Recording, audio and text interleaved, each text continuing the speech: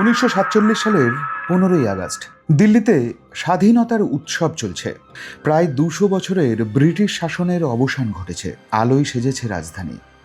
সংবিধান সভায় ঐতিহাসিক ভাষণ দিচ্ছেন জওহরলাল নেহেরু।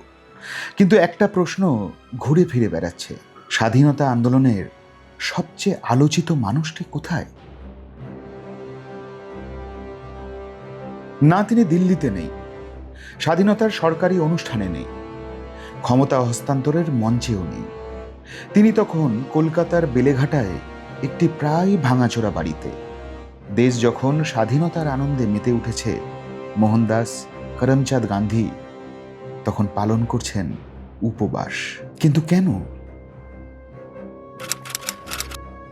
নমস্কার, আমি অভিষেক সেনগুপ্ত। আপনি দেখছেন বেঙ্গল পলিটিক্স। 15ই আগস্ট আমরা জাতীয় পতাকা উত্তোলন করি, স্বাধীনতা সংগ্রামীদের স্মরণ করি আমরা, আর দেশাত্মবোধক গান শুনি। কিন্তু স্বাধীনতার সেই প্রথম দিনটি শুধুই আনন্দের ছিল না, তার সঙ্গে মিশেছিল দেশভাগ, উদ্বাস্তুদের কান্না এবং সাম্প্রদায়িক হিংসার এক ভয়াবহ ইতিহাস। আজ বলবো 15ই আগস্টের এক এমন গল্প যার কেন্দ্র দিল্লি নয়, আমার আপনার শহর কলকাতা। এই গল্পের কেন্দ্রীয় চরিত্র নিশ্চিতভাবেই মোহনদাস করমচাঁদ গান্ধী, কিন্তু এই গল্পের বিস্ময়কর চরিত্র বোধহয় অন্য কেউ। এমন একজন ব্যক্তি যাকে কলকাতার দাঙ্গার জন্য বহু মানুষ দায়ী করেছিলেন, সেই মানুষটির সঙ্গেই গান্ধী কেন একই বাড়িতে থাকতে চেয়েছিলেন? এই গল্প বুঝতে হলে আমাদের ঠিক 1 বছর পিছিয়ে যেতে হবে।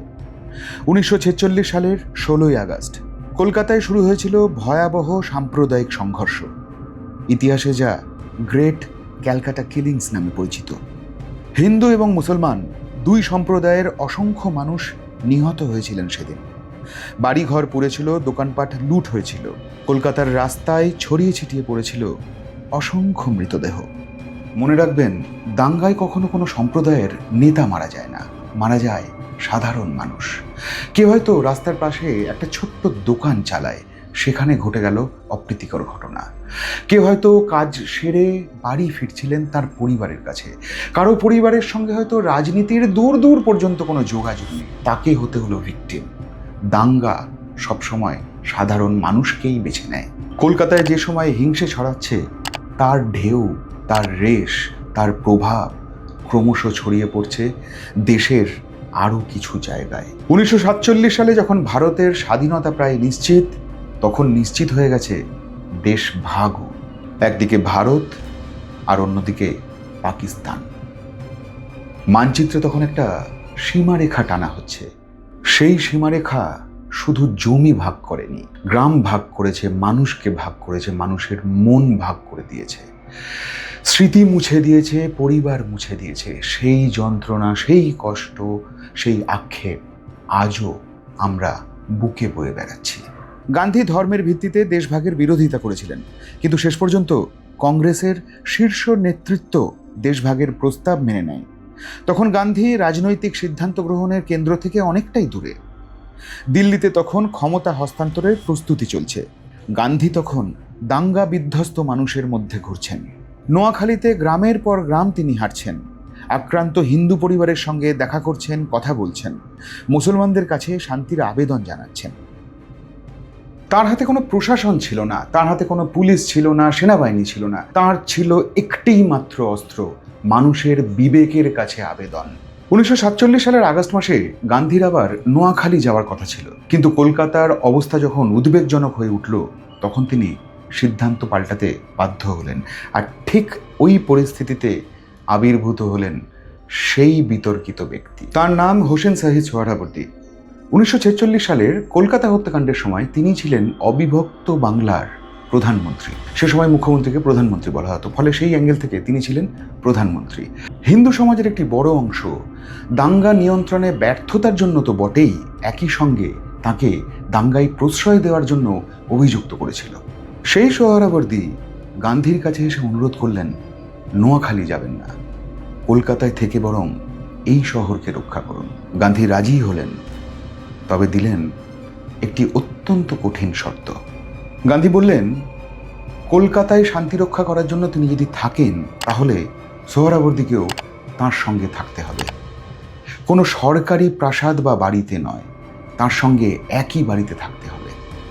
এমন এক এলাকায় থাকতে হবে যেখানে যে কোনো মুহূর্তে হিংসে ছড়াতে পারে। তার সঙ্গে মিলে সোহরাবর্দীকেও হিন্দু মুসলমান ঐক্যের জন্য আবেদন করতে হবে।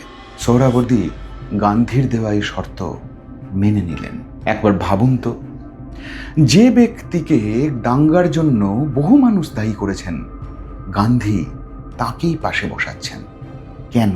সম্ভবত গান্ধী বুঝতে পেরেছিলেন, শান্তি প্রতিষ্ঠার জন্য শুধু সাধারণ মানুষের সঙ্গে কথা বললে হবে না, দাঙ্গার অভিযোগ যার দিকে রয়েছে তাকেও এই দায়িত্ব নিতে হবে, সামনে এসে দাঁড়াতে হবে।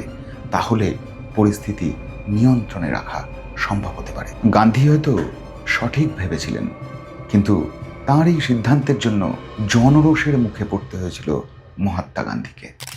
1947 সালের 13ই আগস্ট গান্ধী বেলেঘাটার হায়দারি মঞ্জিলে গিয়ে উঠলেন। বাড়িটির অবস্থা তখন জরাজীর্ণ, দরজা জানলা ভাঙা, ঘর ভর্তি ধুলো, তুমুল বৃষ্টিতে চারপাশে থকথকে কাদা, এমনকি উপযুক্ত নিরাপত্তা ব্যবস্থাও নেই। গান্ধী ইচ্ছে করেই এমন একটি উত্তেজনাপ্রবণ ও মিশ্র জনবসতিপূর্ণ এলাকা বেছে নিয়েছিলেন। হিংসা থেকে নিরাপদ দূরত্বে থেকে তিনি শান্তির কথা বলতে চাননি। হিংসা যেখানে ঘটতে পারে তিনি ঠিক সেখানেই থাকতে চেয়েছিলেন। কিন্তু সেখানে পৌঁছতেই একদল ক্ষুব্ধ হিন্দু যুবক তাকে কালো পতাকা দেখালো। তাদের প্রশ্ন ছিল, নোয়াখালীতে যখন হিন্দুরা আক্রান্ত হয়েছিলেন তখন গান্ধী তাদের রক্ষা করতে পারেননি কেন, আর এখন তিনি মুসলমান অধ্যুষিত এলাকায় থাকতে এসেছেন কেন? সবচেয়ে বড় ক্ষোভ, দাঙ্গার জন্য অভিযুক্ত সোহরাবর্দী কেন তার সঙ্গে?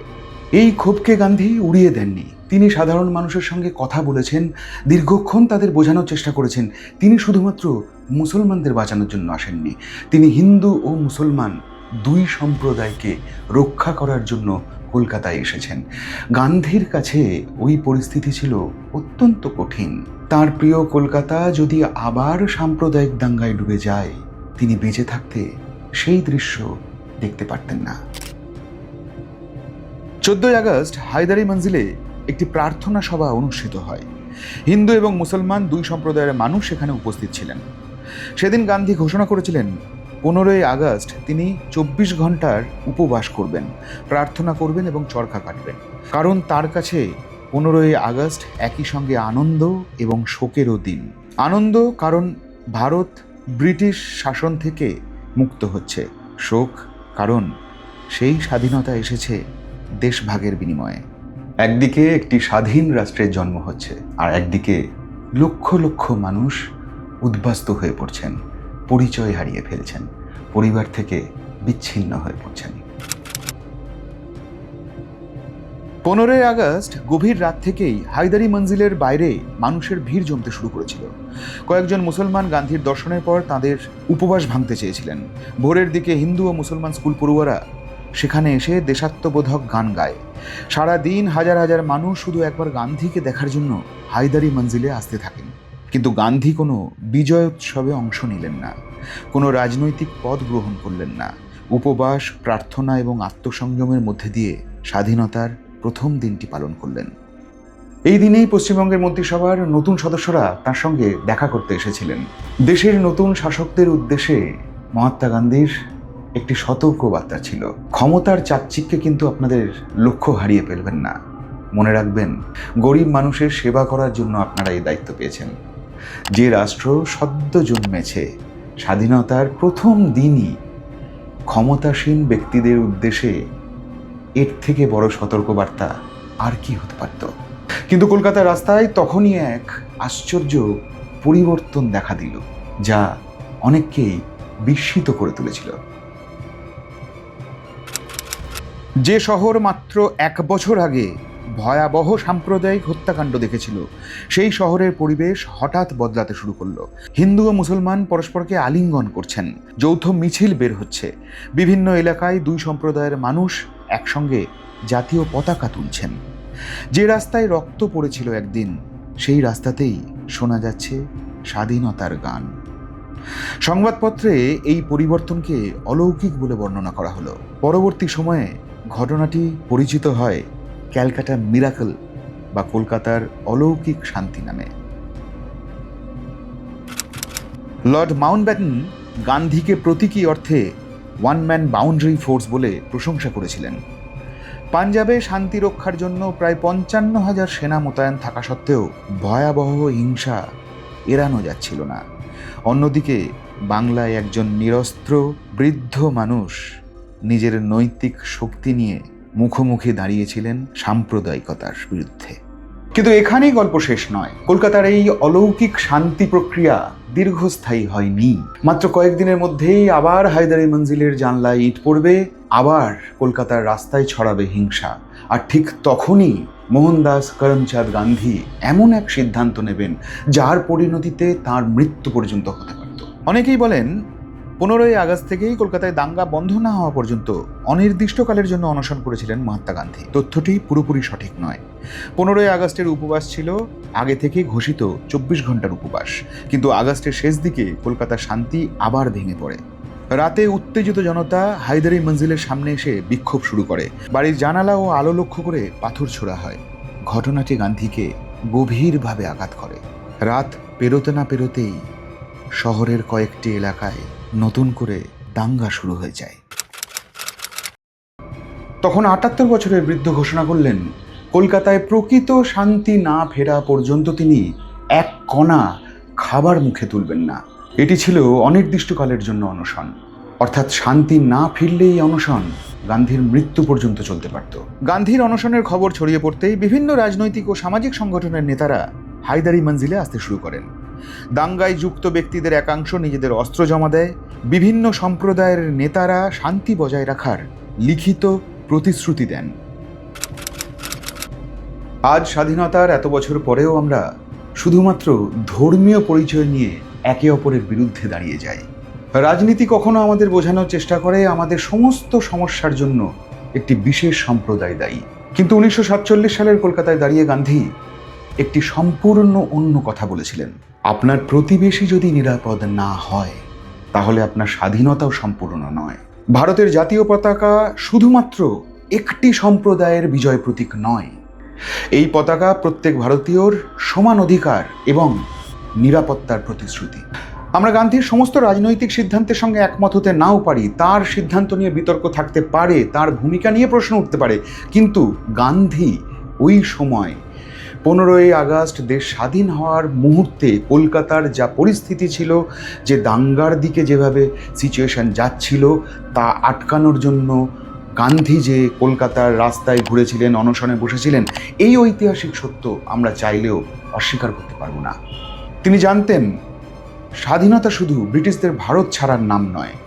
তিনি জানতেন স্বাধীনতা শুধু রাষ্ট্রের ক্ষমতা পরিবর্তনের নাম নয়। স্বাধীনতা মানে ভয় থেকে মুক্তি, স্বাধীনতা মানে ঘৃণা থেকে মুক্তি, সংখ্যাগরিষ্ঠের প্রতিশোধ থেকে সংখ্যালঘুর নিরাপত্তা। 1947 সালে 15ই আগস্ট দিল্লিতে একটি নতুন রাষ্ট্রের জন্ম হলো। আর কলকাতার বেলেঘাটায় পরীক্ষায় বসতে হলো সেই রাষ্ট্রের আত্মাকে। দিল্লি বলেছিল ভারত স্বাধীন, আর গান্ধীর কলকাতা প্রশ্ন তুলেছিল ভারত কি সত্যি ঘৃণা থেকে স্বাধীনতা পেয়েছে? এই প্রশ্নের উত্তর 1947 সালেও পুরোপুরি পাওয়া যায়নি। আজও কি পাওয়া গিয়েছে? আপনার মতামত অবশ্যই কমেন্টে জানাবেন। ভিডিওটি ভালো লাগলে শেয়ার করবেন, কমেন্ট করবেন, আর যদি পছন্দ হয় তাহলে চ্যানেলটি লাইক করবেন। আমি অভিষেক সেনগুপ্ত, আজ এই পর্যন্তই। সবাইকে স্বাধীনতা দিবসের শুভেচ্ছা। জয় হিন্দ, বন্দে মাতরম।